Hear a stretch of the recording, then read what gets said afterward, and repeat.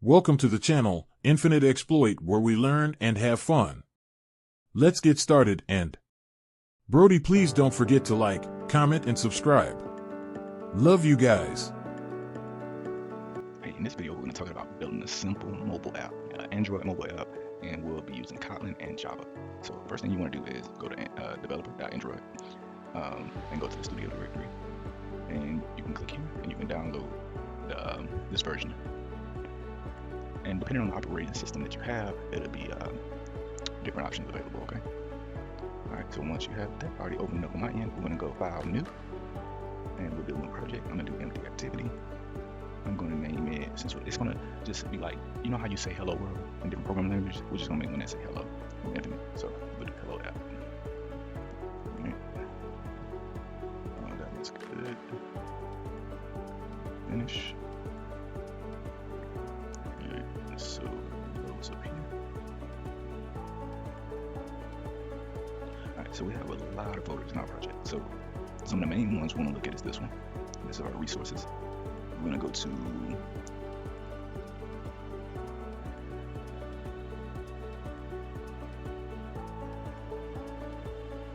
this one.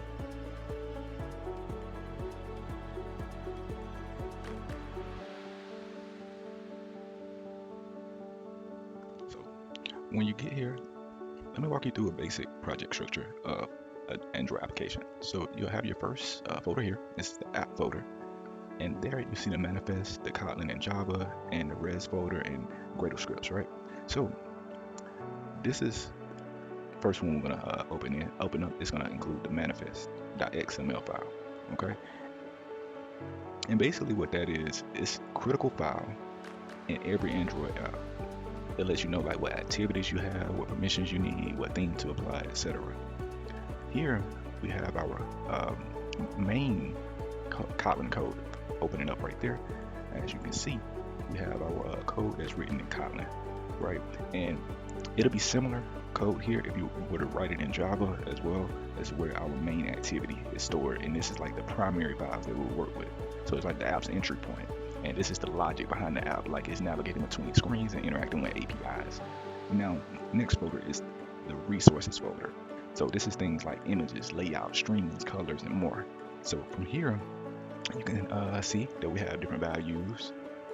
So this is like contain text. This will be different colors that we can use, etc.